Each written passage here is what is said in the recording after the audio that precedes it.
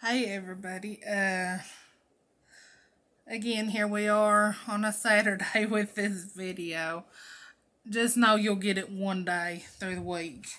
We're not going to pick a specific day, I don't guess, because I said Friday and it's been Saturday, I think, for the past 3 weeks. But anywho, okay. Today we're going to talk about Joash. And you can find what I'm getting ready to read in 2 Kings chapters 11 through 12. Okay, and it starts off in the northern kingdom of Israel where Elijah and Elisha lived. There was a constant struggle for power. The kings were not loyal to God, and there were wars and rebellions. Things were better in Judah, the southern kingdom, in Jerusalem, the capital city. One king after another came to the throne, all of them belonging to the family line of King David. Most of them were good kings, loyal to God, but some were like the kings of Israel. They turned away from the living God to worship Baal and other gods, who were really only idols. After Solomon came his son, King Rehoboam. After Rehoboam, his son, King Abijah, and his son, King Asa, and his son, King Jehoshaphat, and his son, King Jehoram. King Jehoram did a silly thing. He married Athaliah, the daughter of King Ahab of Israel.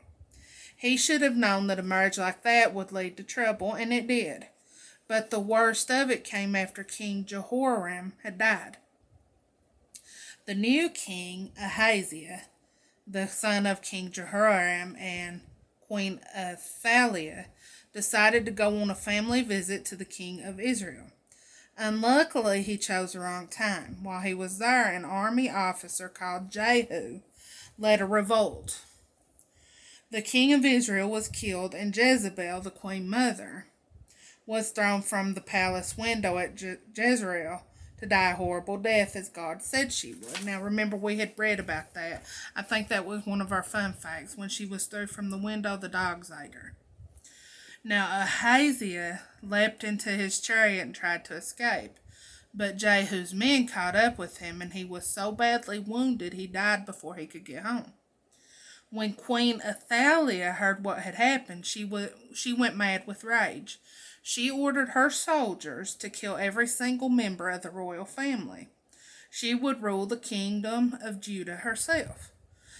That would have been the end of King David's family line, but God had made a promise to David and told him that his dynasty would never end.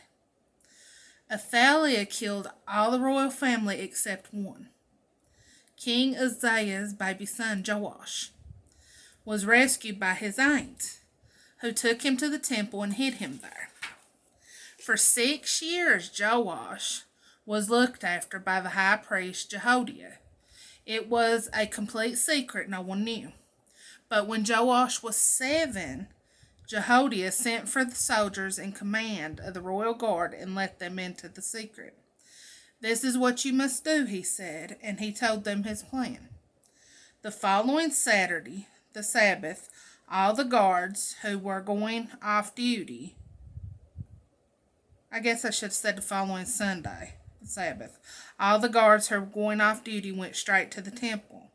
When Jehoiada led Joash out of the temple with the guards all around him, swords drawn, he put the crown on the boy's head and proclaimed him the true king of Judah.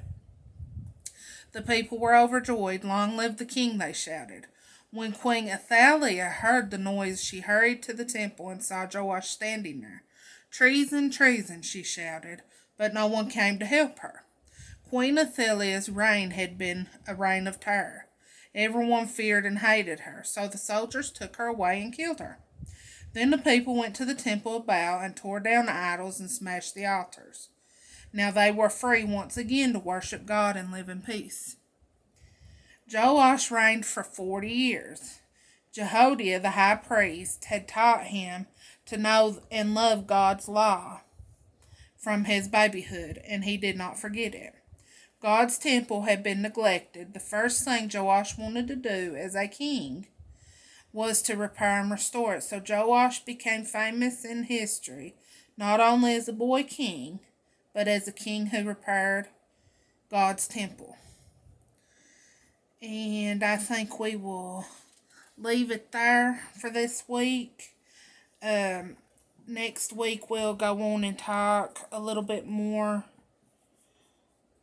I guess we'll dig in a little deeper to what happened after Joash had died, because Joash's great grandson Hezekiah starts talking about him. So we will talk more about that next week. You all have a good weekend. Have a safe weekend. I love each and every one of you. I keep forgetting this in every video. Please don't forget to like and subscribe if you're not already subscribed. You can comment if you want, if you have any questions, or even if there's something you would like me to talk about or hear out of the Bible. Would love to do that too if you have any interest or ideas.